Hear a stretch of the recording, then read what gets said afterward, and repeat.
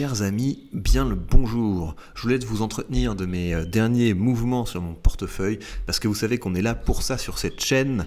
Je ne suis pas là pour vous donner des leçons de macroéconomie, de oulala, que se passe-t-il, etc. Les vidéos qui blablatent mais qui ne font rien. Je suis là pour vous montrer l'aventure d'un investisseur particulier qui petit à petit construit sa liberté financière avec des stratégies très simples. Et donc là, pendant que les marchés ont pas mal baissé, eh bien j'ai fait 2 mouvements récemment et je vais vous montrer ce que j'ai fait et pourquoi je les ai faits. Alors je sens qu'il y a encore un petit peu d'écho, c'est lié au fait que je suis sur un balcon qui fait un petit peu pièce. C'est assez grand en fait la terrasse sur laquelle je suis, donc il y a un certain écho, mais on va passer outre. Voilà, je vais essayer de parler bien dans le micro. C'était hier pendant la grosse baisse de marché, j'ai acheté 26 unités d'un ETF qui verse de hauts dividendes. Pourquoi ? Parce que c'est un ETF qui s'est pas mal cassé la figure. Il est pas mal en dessous de mon prix moyen d'achat et j'ai décidé de le renforcer. Je vais vous expliquer pourquoi. En tout cas, pourquoi est-ce que cet ETF s'est pas mal cassé la figure ? Regardez, il a pas mal plongé. Parce que vous avez encore des inquiétudes sur le fait que la hausse des taux va être plus longue que prévu, que les banques centrales ne prévoient pas de rebaisser les taux, etc. Et donc très concrètement, ce que ça veut dire que ça coûte plus cher d'emprunter de l'argent. Et les entreprises que vous avez en général dans un ETF de ce type-là, ce sont des entreprises avec pas mal de dettes. Et donc dans les périodes inflationnistes, enfin pas inflationnistes, mais dans les périodes de hausse de taux, vous avez les entreprises qui ont de la dette dans leur bilan qui sont beaucoup plus sur la sellette. C'est également pour ça que vous avez une entreprise comme Realty Income qui s'est vraiment bien cassé la figure, qui touche un plus bas depuis un an. Donc ça s'est vraiment bien cassé la figure récemment. C'est pour ça, parce que une entreprise qui est dans l'immobilier, elle se finance grâce à la dette. Ils font des emprunts, ils achètent des appartements, ils achètent pas des appartements, ils achètent des commerces. Mais leur objectif, c'est évidemment d'avoir un bon retour sur investissement. Et ça suppose de gagner plus avec les loyers que ce qu'on paye en termes de dette. Et je me fais pas trop de soucis pour une boîte comme Realty Income, mais en tout cas voilà, vous avez pas mal d'investisseurs qui fonctionnent plutôt avec une approche momentum, à savoir je vends quand tout le monde vend et j'achète quand tout le monde achète. Je crois pas que ce soit une si bonne idée de faire comme ça, mais en tout cas voilà, moi je décide de ne pas profiter de cette hausse des taux, ou en tout cas de ces inquiétudes sur les hausses des taux pour acheter des entreprises particulières, mais je pense qu'il y a un coup à jouer en investissant dans des ETF qui rassemblent justement les entreprises avec pas mal de dettes, mais en tout cas c'est surtout, mais si on investit dedans, c'est avant tout parce que c'est des entreprises qui versent de hauts dividendes. Alors quel est cet ETF dans lequel j'ai investi ? C'est celui-là, donc celui qui s'appelle iShares Stocks Global Select Dividend. Pourquoi est-ce qu'il est chouette ? En fait, il y a pas mal de raisons pour lesquelles je l'aime. Évidemment, vous avez le fait que vous avez un dividende qui est très généreux. Là, à l'heure actuelle, vous avez un rendement qui est à plus de 6% sur cet ETF-là. Donc, quand vous achetez cet ETF, vous avez un rendement de 6%. Et pour quelque chose qui est aussi diversifié et donc qui, a priori, c'est un investissement qui va durer très longtemps, vous êtes pas mal du tout. L'autre raison pour laquelle je rentre dessus, c'est parce que moi, vous savez, je suis un investisseur qui aime j'aime le rendement, j'aime les tiens, j'aime pas les tu l'auras, et vous allez avoir le détachement du dividende prochainement. Donc ça m'amuse en tout cas de savoir que bim, je m'achète du revenu comme ça, et je vais pouvoir avoir directement l'effet de mon action dans le prochain dividende que je vais toucher à partir du 16 octobre. Il y a un drapeau rouge sur cet ETF. Le drapeau rouge, la chose à laquelle il faut vraiment faire attention, c'est les frais. Et sur cet ETF, vous avez des frais plus élevés que ce que j'aime habituellement avoir. Vous avez un frais de 0,46 et c'est lié au fait que c'est un ETF qui est assez spécifique parce que vous avez la dimension dividende et vous avez également la dimension exposition globale. Et on va le voir quand on va regarder le détail des positions de cet ETF.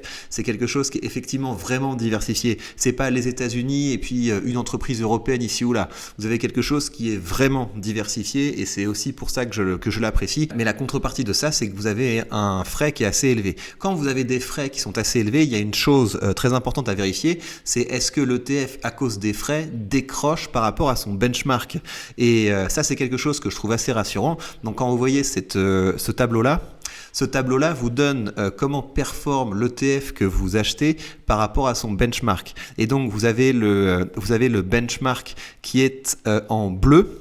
Et vous avez l'ETF dans lequel j'investis qui est en vert. Et donc vous voyez que même si le benchmark est capable si on sous-performe légèrement le benchmark, vous n'avez pas un décrochage. Alors que pourtant c'est un ETF qui existe depuis longtemps. Hein. C'est un ETF qui existe depuis assez longtemps et vous n'avez pas un décrochage qui est si impressionnant que ça.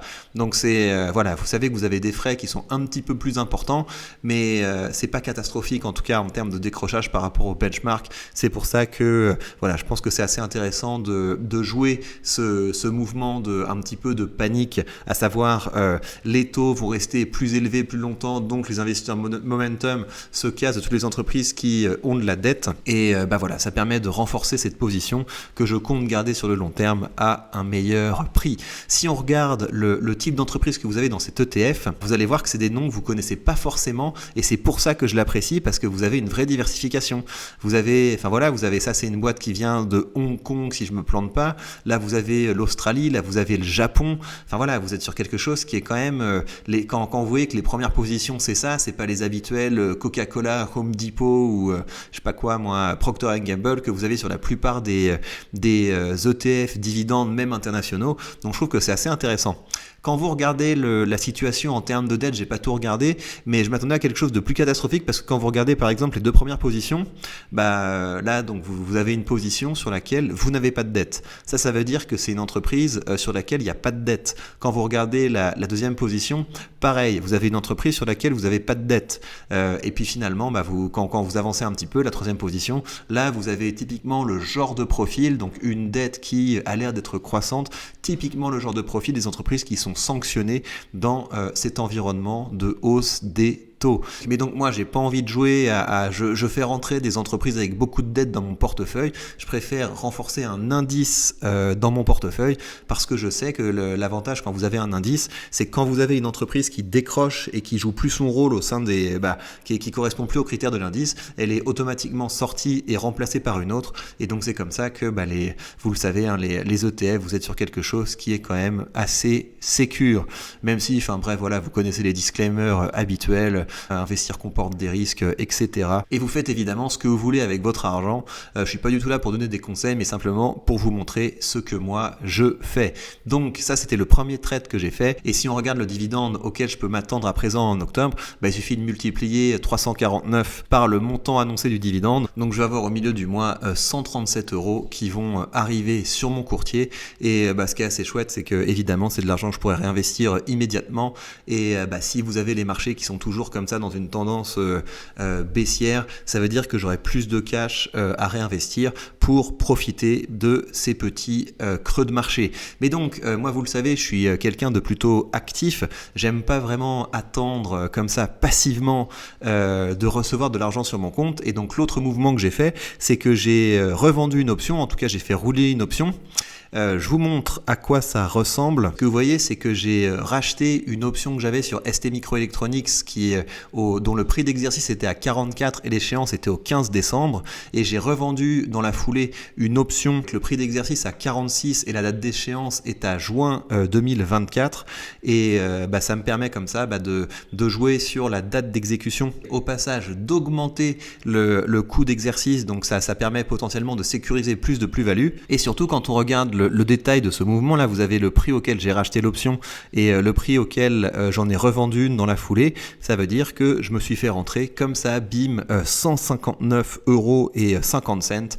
Et pour ne rien vous cacher, j'étais à la piscine au moment où j'ai décidé de faire ça. Et donc on est tranquillement au bord de la piscine, on s'ennuie et bim, comme ça en 2 secondes on fait rentrer 159 €. Je trouve que c'est vraiment très sympa et c'est pour ça que j'apprécie autant les options. Si on regarde en termes de revenus passifs, ça veut dire que mine de rien, on est simplement au début du mois d'octobre. J'ai déjà fait rentrer 294 € grâce aux options.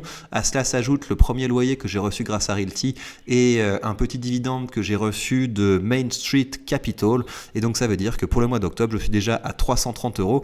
Et j'ai vraiment le sentiment que les options, en fait, ça va faire comme pour les dividendes. Vous savez, quand on commence à avoir du revenu conséquent avec les dividendes, vous avez encore des gens qui disent oui mais les dividendes c'est pas du revenu, ne sais-tu pas que quand l'entreprise détache le dividende ça fait baisser le cours, blablabla, et en fait en attendant il y a l'argent qui arrive. Et pour les options c'est exactement la même chose. Les options vous pouvez dire oui mais en fait c'est pas vraiment du revenu, voilà.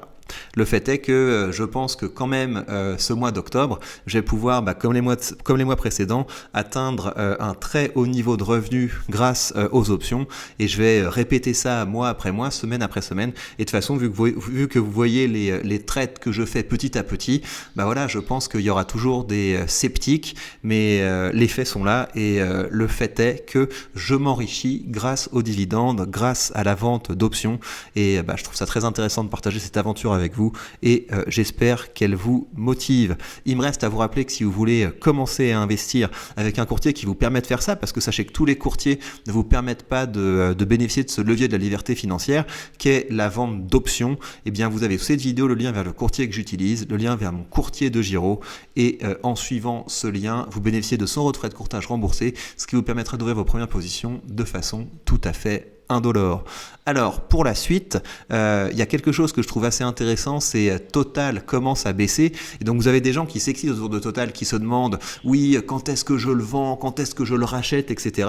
Moi ma stratégie c'est pas du tout ça, c'est je garde ma position sur Total, j'encaisse les dividendes, mais vu que j'ai envie d'avoir un rendement supérieur, eh bien je fais des options, et vous voyez que l'option Total là, que j'ai à 65, le prix auquel je pourrais la racheter est passé en dessous du prix auquel je l'avais acheté. Et c'est fou parce que cette option elle était à 4,52. Voilà, vous voyez que les choses vont très vite, mais moi la volatilité je n'en profite pas en jouant à rentrer, à sortir de mes positions. Je bénéficie de la volatilité grâce à mes options, et ça me permet de gagner sur les deux tableaux. D'un côté j'ai les dividendes qui arrivent, et de l'autre côté j'ai les revenus des options qui arrivent, et je trouve que cette combinaison est très sympathique. Et pour sécuriser le tout, comme vous le voyez, l'argent qui arrive, l'argent qui arrive ici, eh bien je le réinvestis régulièrement dans mes ETF pour construire petit à petit ma liberté financière. Alors si vous en voulez plus au sujet des options, sachez que je viens de publier sur la page Patreon une nouvelle vidéo dans laquelle je vous montre les trades d'options que j'ai fait sur l'autre portefeuille. Et je vous rappelle que la page Patreon, c'est quoi? Vous avez régulièrement des mini-guides avec toute la théorie et la pratique dont vous avez besoin pour mieux investir. Vous avez les FAQ, vous pouvez me poser directement vos questions et je vous réponds en vidéo.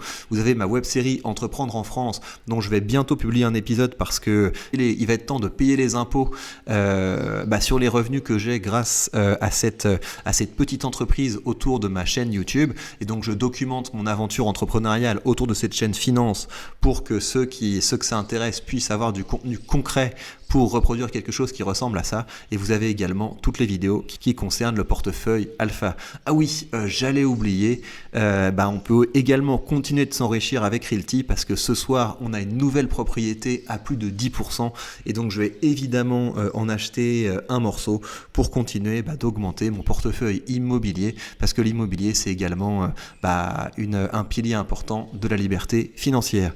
Et bien voilà, chers amis, prenez bien soin de vous, et on se retrouve très vite pour de prochaines news.